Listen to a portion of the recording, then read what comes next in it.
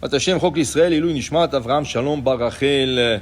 La Gemara de Shvuot, la page 30a. Tanu Rabbanan ve'amdu shene ha'anashim. La Torah, elle nous parle la mitzvah de témoignage ou la mitzvah de venir au tribunal, se faire juger par un tribunal juif, rabbinique, pas ni le tribunal ni laïque, ni le tribunal goy, parce qu'on a les lois de la Torah.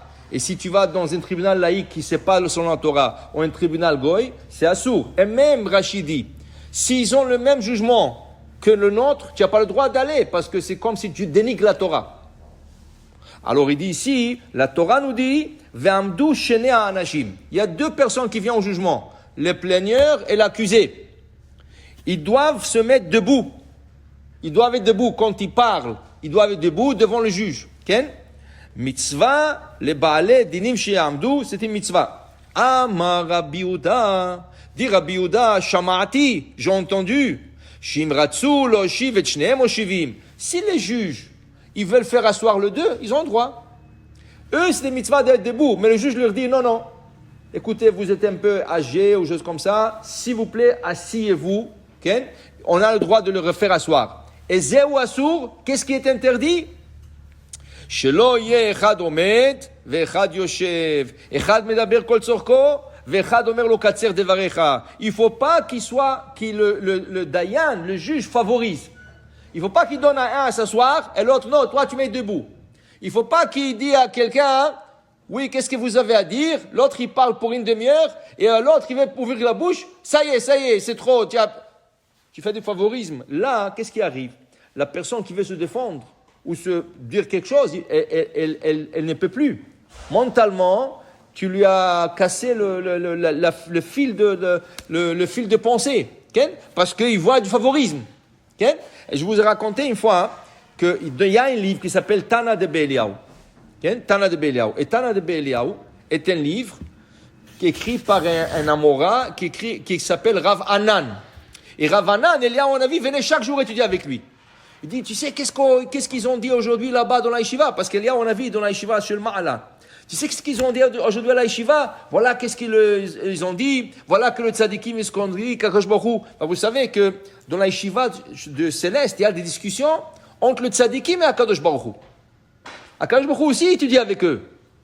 Ils sont en train de dire. Et la Gemara nous raconte, Baba Metzia, qu'une fois, tous les tzadikim, ils ont dit quelque chose, et Akadosh Baruch Hu a dit le contraire. Alors c'était comme une discussion entre Akadosh Baruch Hu et les tzadikim. C'était à propos d'une plaie de Tsarat, la plaie de Tsarat, que la Torah nous dit que si quelqu'un reçoit la plaie de Tsarat, une plaie, c'est comme une plaie, et dans la plaie, il y avait une poêle noire. Et dès qu'il a reçu la plaie, le poil est tourné blanc. Ça, c'est tamé, ça, c'est impur. Okay? La Gemara, le tzadikim, dans les Yeshiva Shema, ont discuté. Qu'est-ce qui arrive? Et une autre loi, si le poil était déjà noir et blanc, et la plaie pousse par-dessus, c'est kasher. Mais qu'est-ce qui arrive? On ne sait pas qui est venu en premier. Est-ce que c'est la plaie qui est venue en premier, ensuite le poil blanc, ou c'est le poil blanc qui était déjà là, et la plaie a poussé sur un poil blanc? On ne sait pas. Okay? Et là, c'était une discussion entre le Shamaim, entre le tzadikim du ciel, et Akadosh Baruch Hu. Et là, c'était intéressant que Akadosh Baruch Hu, les tzadikim disent quelque chose, Akadosh Baruch Hu. Normalement, Akadosh Baruch Hu dit, c'est la Torah d'Hachem. Mais pour te dire qu'Hachem laisse la place aux tzadikim de discuter dans la Torah. Alors ici, il te dit, Rav Anan, Eliaou Hanavi venait chaque jour le visiter. Et une fois, il est venu quelqu'un se faire juger chez Rav Anan, c'était un dayan. Et qu'est-ce qui est arrivé? Il lui a emmené un panier de fruits. Le monsieur, il lui a emmené un panier de fruits. Quand il lui a emmené ça, il dit, c'est quoi ça? Il dit, vous savez, j'ai un problème avec mon voisin et je veux que vous arrangez la litige et tout ça. Il dit, moi, je ne peux pas le faire maintenant. Pourquoi tu m'emmènes un panier de fruits? C'est comme du pot de vin? Tu veux que je te favorise dans le jugement? C'est assour, l'otikar shochad. Moi, je n'ai pas le droit. Il dit, non, chas v'shalom, ça c'est un cadeau. Ça c'est rien qu'un cadeau, ça n'a rien à voir. Oui, je m'excuse. Le fait que tu me l'as emmené, c'est comme un pot de vin. Mais je comprends peut-être tu ne pensais pas du mal, alors je vais t'envoyer chez un autre rabbin qui va te juger.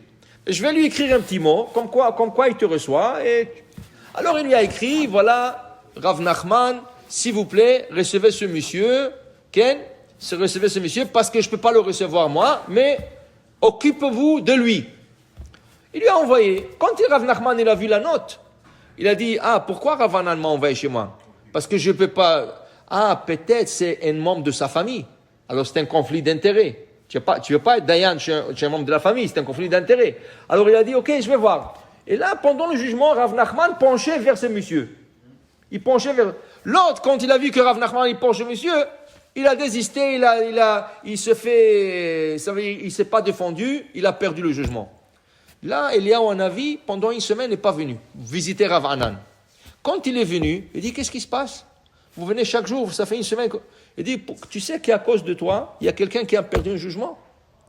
Parce qu'on lui a fait favorisme au din. Moi? Il dit, qu'est-ce que j'ai fait moi? Il dit, tu as donné une note à Rav Nachman, lui il pensait que c'est un de ta famille, alors il s'est occupé de lui, il voulait lui favoriser, et voilà, l'autre il a perdu le jugement à cause de toi. Depuis, Eliyahu Hanavi ne fréquentait pas Rav Anan comme avant.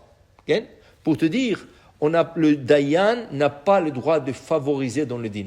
C'est pour ça qu'il y avait une vieille coutume dans le tribunal que le Dayanim, il mettait le talit sur la tête. Il mettait le talit sur la tête. Pourquoi? Pour ne pas voir le plaigneur et l'accusé. Pourquoi? Des fois, il vient quelqu'un, il est bien habillé, comme ça, hein, et l'autre, il est mal habillé. Celui-là, il est riche, il faut que je lui donne kavod. Tu sais, il faut que je le respecte et tout ça. Ou des fois, c'est le contraire. Tu dis, celui-là, il est pauvre. Je veux l'aider, le pauvre. Le gars est riche et je veux l'aider. Pour ne pas avoir ces idées, le Dayanim se couvrait avec un talit. Pour ne pas voir qui ils sont en train de juger. Ils écoutaient seulement et ils donnaient le jugement. Alors ça, il ne faut pas que, comment on appelle ça, qui fait du favorisme. Baruch Adonai Le'olam, Amen ve Amen.